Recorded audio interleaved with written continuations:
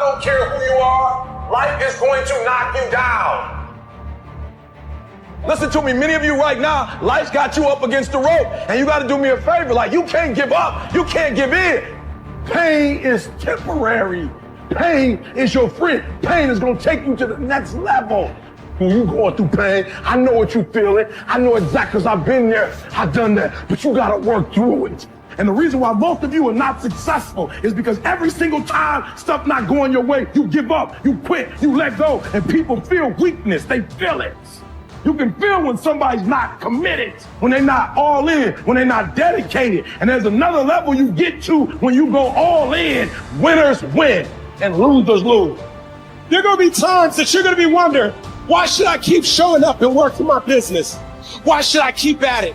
Why should I keep showing up to the conventions? Why should I keep picking up the phones and making the phone calls? Why should I keep fighting for my goals and fighting for my dreams? And what I want to remind you is that you got to show up for your life regardless of the circumstances. You got to show up in spite of the naysayers. You got to show up in spite of the conversation going on in your mind. You got to show up for your life, because if you don't, nobody else will. If you want unreasonable results in your life, you've got to be willing to be unreasonable. Part of being unreasonable, you don't judge according to appearances. Part of being unreasonable, you can see it because you believe it. You must have the faith to call forth those things that be not as though they were. You've got to decide, I deserve this, and I'm going to have it. You've got to say yes to your life.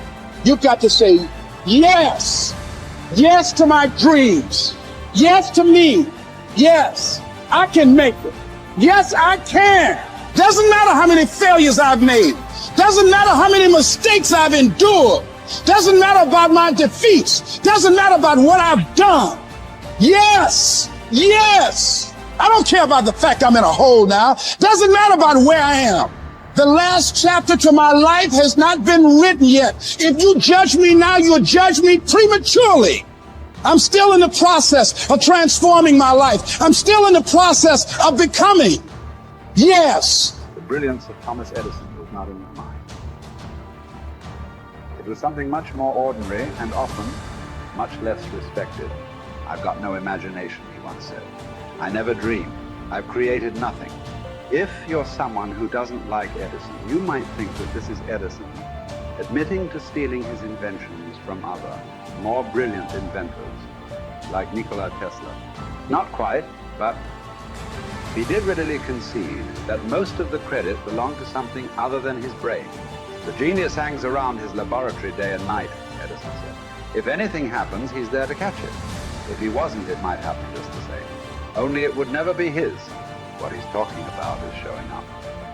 The incredible, underrated power of clocking in every day, putting your ass in the seat.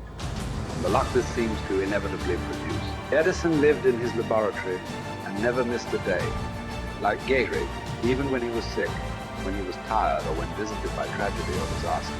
The modern conveniences we can trace to his lab then owe far more to his body than his brain, to the compounding power of consistency rather than sheer brilliance. It wasn't about inspiration. It was about getting to work, show up and try.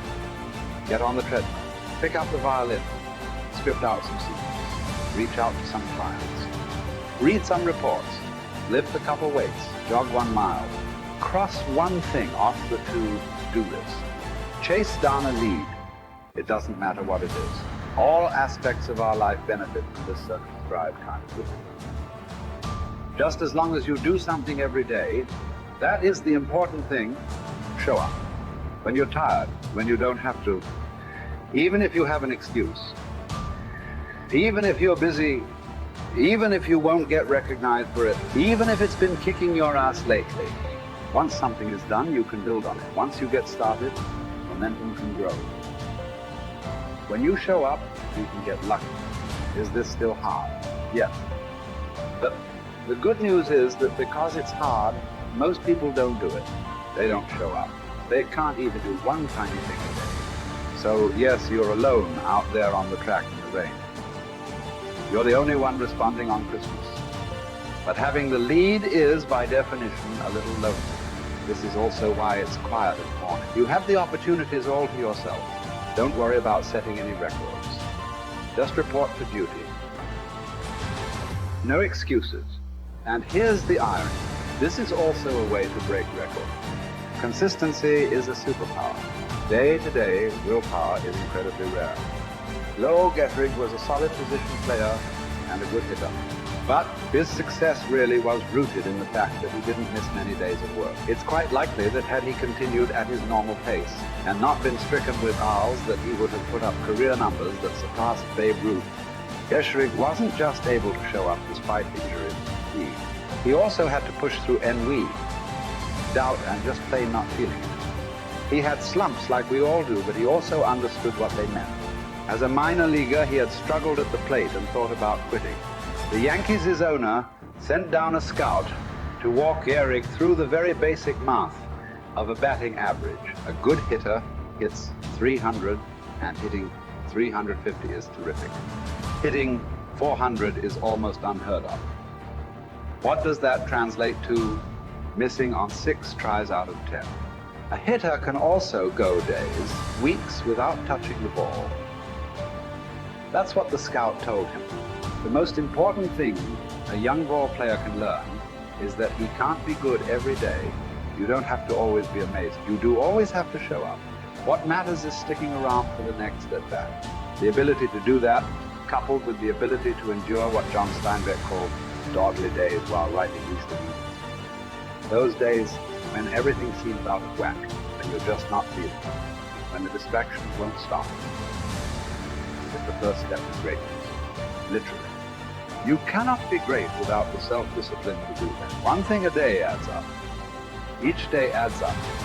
But the numbers are only interesting if they accumulate in large quantities.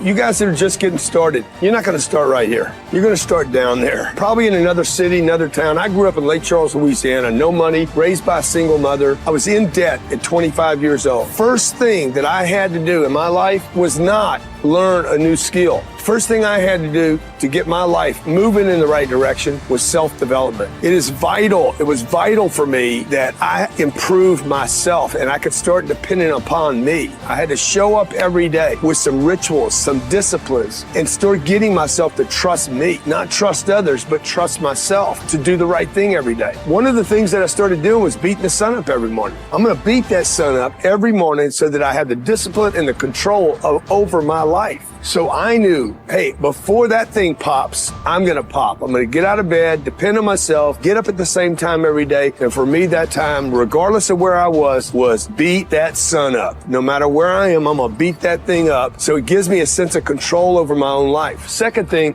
I had to start cleaning up my life and my friends and my environment. When I was younger, between 15 and 25, I was doing crazy stuff in my life. Wasting my weekends. I have the saying, weekends are for the weak. I was drinking, fooling around with a bunch of bad things, bad people. At 25 years old, I cleaned it all up. Quit going to those places. Quit hanging out with people that did not have ethics and discipline in their life. I wanted to build something in my life. I wanted to become someone. And to do that, to become someone in the eyes of the world, just beating that sun up every morning gives me the sense of accomplishment that I did what I said I was going to do, that I woke up when I said I would wake up, and I start building respect for myself, start believing in myself so that I can go out into the world. And maybe today when I go into this meeting that I'm dressed for, they'll believe in me as much as I believe in me, and that'll show up in a contract, a deal, maybe even some money.